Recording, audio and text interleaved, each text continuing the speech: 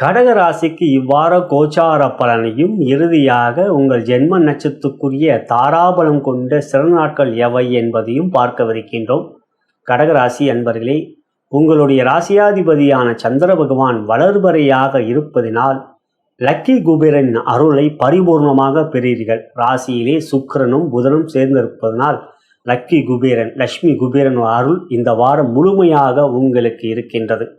இவ்வாரத்தில் மனநலம் மற்றும் ஆரோக்கியம் எப்படி இருக்கிறது என்று பார்க்கின்ற பொழுது, ராசியிலே சுக்கிரன் புதன் சுப கிரகங்கள். பொதுவாக அவர்கள் ராசியிலும் லக்னத்திலும் இருப்பதே ஒரு யோகம். அதுவும் சுக்கிரன் புதன் சேர்க்கை பெற்று சூரியன் தொடர்பு இல்லாமல் இருந்தாலே அது ஒரு மகாலட்சுமி யோகம். அப்படி பார்க்கின்ற பொழுது இவ்வாரத்தில் சுக்கிரன் புதன் முழுமையாக உங்கள் ராசியிலே 30ஆம் தேதி புதனும் சுக்கிரனும் சேர்ந்திருப்பது யோகத்தை காட்டுகின்றது. மனநலம் உற்சாகமாகவும் சுறுசுறுப்பாகவும் இருக்கும். ஆரோக்கியம் மிக சிறப்பாக இருக்கும். ராசிக்கு 3 செவ்வாய் பலமாக இருப்பதினால் இந்த வாரம் ஆரோக்கியமும் அதிகரிக்கக்கூடிய ஒரு உற்சாகம், சுறுசுறுப்பு மற்றும் எதையும் செய்ய முடியும் என்கின்ற தன்னம்பிக்கை, முயற்சியிலே வெற்றிகள் இவையெல்லாம் இருக்கின்றது. மொத்தத்தில் மனநலம் மற்றும் ஆரோக்கியம் இந்த வாரம் மிக பலமாக இருப்பதனால் எண்ணங்கள் தெளிவாக இருக்கும். எந்த ஒரு செயலிலும் பயமில்லாமல் நீங்கள் செயல்படுவீர்கள், இறங்குவீர்கள். இறங்கினால் வெற்றிகளையும் பெறுவீர்கள். கடகராசிக்கு அது ஒரு சிறப்பான அம்சம். ஒரு செயலில் இறங்கிவிட்டால் வெற்றி பெற்றே தீர முடியும் என்கிற தன்னம்பிக்கையோடு தான் இறங்கிகள். திட்டமிடுதல் உங்களிடம் அதிகமாக இருக்கும். இந்த வாரம் அவற்றிலும் எந்த விதத்திலும் குறைபாடுகள் இல்லை. வெற்றிகள் உங்களுக்கே. இந்த வாரம் மிக சிறப்பான வாரம் உங்களுக்கு.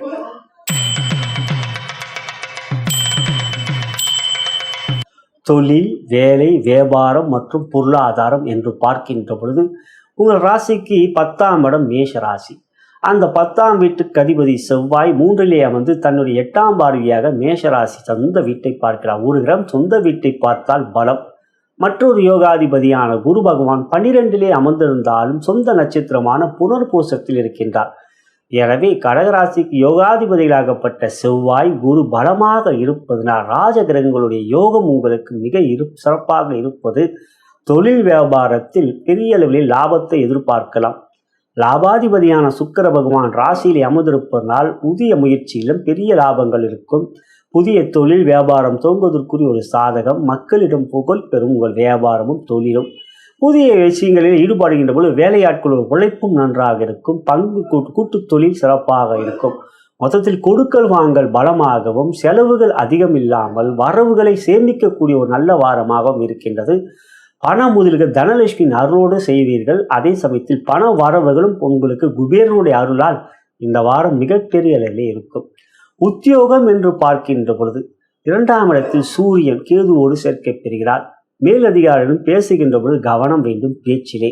குறிப்பாக குரூப் டிஸ்கஷன் அது எல்லாம் தினந்தோறும் நடக்கும். இப்பெல்லாம் டெய்லி மீட்டிங்கிறாங்க. அதில் நீங்கள் ரொம்ப கொஞ்சம் எச்சரிக்கையாகவே வார்த்தையை பேச வேண்டும். இல்லை என்றால் அவர்களிடம் பகைமை ஏற்படும். உங்களுடைய சக ஊழியர்கள், ராசிக்கு 7ஆம் இடத்துக்குரியவர் சனீஸ்வர பகவான், நண்பர்கள், அதாவது வேலை இடத்துல நண்பர்கள்னு தான் சொல்லிக்க முடியும். ஆனால் அவர்கள் உங்களுக்கு நட்பை பாராட்ட மாட்டார்கள் இப்பொழுது. ஆகையால் உத்தியோகத்தில் இருப்பவர்கள் நிதானமும் பொறுமையும் வேண்டும் வார்த்தையிலே. கலைத்துறை சுக்கிரன் சாதகமாக இருப்பதால் கலைத்துறையிலே பெரிய அளவிலே வெற்றிகள் இருக்கின்றது. இந்த வாரத்தை பொறுத்தவரை படைப்புகள் வெளியிடுவதில் எந்த விதத்திலும் சஞ்சலம் குழப்பங்கள் இல்லை. எடுக்கின்ற படைப்பும் பெரிய அளவில் வெற்றிகளையும் பெறும். அரசியலை பொறுத்தவரை 2ஆம் இடத்தில் சூரியன் ஆட்சி பெறுகிறார். ஆனால் சூரியன் 2ல் இருக்கின்ற பொழுது சூரியனோடு இன்னொரு சேர்க்கை பெற்றால் பாதிப்பு இல்லை. ஆகையால் அரசியலை பொறுத்தவரை மக்கள் ஆதரவு நன்றாக இருக்கும். தேர்தல் போட்டி என்று வருகின்ற போது கொஞ்சம் பிரச்சனைகள் இருக்கிறது. அப்பொழுது எங்கு தமிழ்நாட்டை பொறுத்தவரை தேர்தல் காலம் அல்ல. இருந்தாலும் அரசியலில் மக்கள் ஆதரவு சிறப்பாக இருக்கும். விவசாயம் சுக்கிரன் ராசியில் இருப்பதே ஒரு பலம். நல்ல விளைச்சல் இருக்கும். லாபமும் அதிகரிக்கும். இதுவே தொழில், வேலை, வியாபாரம் மற்றும் பொருளாதாரம் என்று பார்க்கின்ற பொழுது கடகராசிக்கு இந்த வாரம் ஒரு குதூகலமான ஒரு நல்ல வாரமாக அமைந்திருப்பது மகிழ்ச்சிக்குரியது.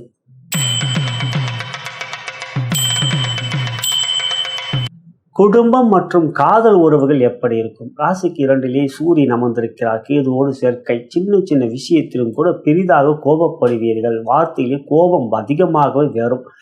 மேலும் 7ஆம் இடத்துக்குரிய சனீஸ்வர பகவான் வக்ரமாக இருக்கிறார். நீங்கள் கோபத்தை காட்டீங்க என்றால் உங்களுடைய மனைவியோ அல்லது கணவனோ அவர்களும் அதுக்கு மேலே கோபத்தை காட்டுவார்கள். இதனால் பிரச்சனைகள் தான் வரும். எனவே திருமணமானவர்கள் கொஞ்சம் பொறுமையும் நிதானமும் விட்டு கொடுத்து செல்வதும் நல்லது. காதல் உறவு என்று பார்க்கின்ற பொழுதும் அவ்வாறே.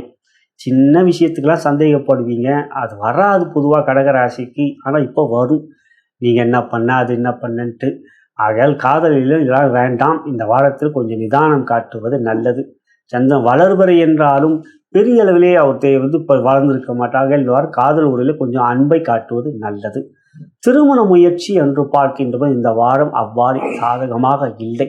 திருமண முயற்சியில் இந்த வாரம் எந்த விதத்திலும் சாதகமாக இல்லை. அடுத்த வாரம் அதுக்கான மாற்றங்கள் இருக்கின்றது. இதுவே குடும்பம் மற்றும் காதல் உறவுகளை பொறுத்தவரை இவ்வாரம் பொறுமையும் வார்த்தையிலே கோபம் இல்லாமல் பார்த்து கொள்வது மகிழ்ச்சியும் சந்தோஷத்தையும் நிலைத்து நிற்க வைக்கும். நலம் பெறுக, வளம் பெறுக.